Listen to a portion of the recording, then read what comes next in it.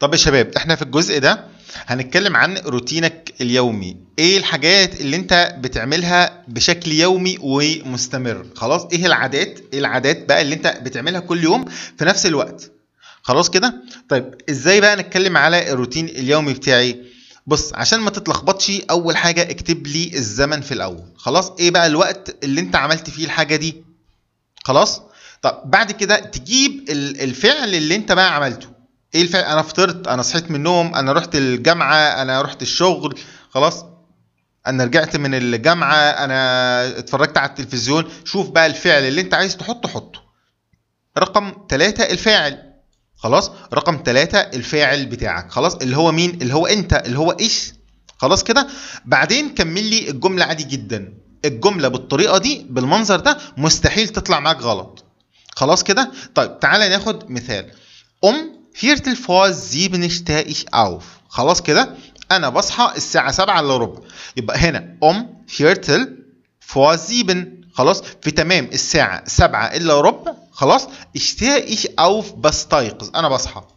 تمام كده. وممكن تقول لي ايه؟ ممكن تقول لي اشتيا Viertel vor 7 auf. انا بصحى او بستيقظ الساعه كام؟ 7 الا ربع. بص، اعمل اللي يعجبك او قول الطريقه اللي تعجبك. المهم لما اجي اسالك في المحاضره اقول لك في است ايه او داين تاكس ابلاف ترد عليا. خلاص. طيب الخطوه اللي بعد كده، انت سيادتك بقى بتفطر الساعه كام؟ 7 Uhr. خلاص، في تمام الساعة 7. Frühstücke ich Käse oder Marmelade und Kaffee. أنا بفطر جبنة مربى وقهوة. خلاص كده. يبقى أنت هنا الجملة مستحيل تطلع معاك غلط، حتى لو رحت ترجمت على جوجل أو أرب ديكت الجملة هتطلع معاك صح. يبقى 7 Uhr الساعة 7. طب بفطر Frühstücke، يعني ده أنت لو ترجمته مش هيطلع معاك غلط. إيش ده الفاعل اللي هو أنت. طيب كلمة كافيه und مارميلاد، كيزة und مارميلاد und كافيه، دي اسماء الايه؟ الاكلات اللي انت بتاكلها، فكده الجملة مش هتطلع معاك غلط.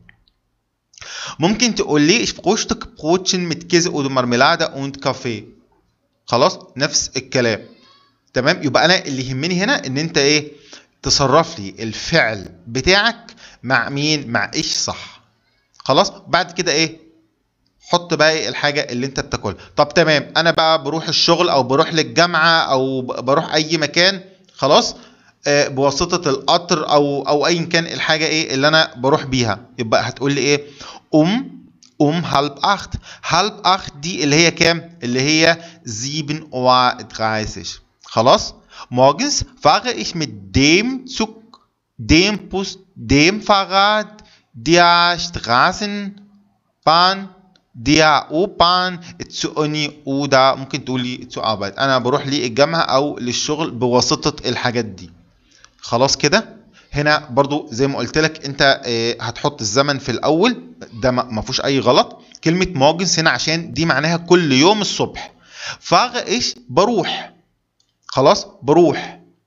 طبعا ايش انت مت بواسطة. خلاص كده. كلمة ديم وديا والكلام ده هناخده ان شاء الله في المحاضرة 13 بتاعت الداتيف. خلاص. طيب تمام، جينا للجملة الحاجة اللي بعدها.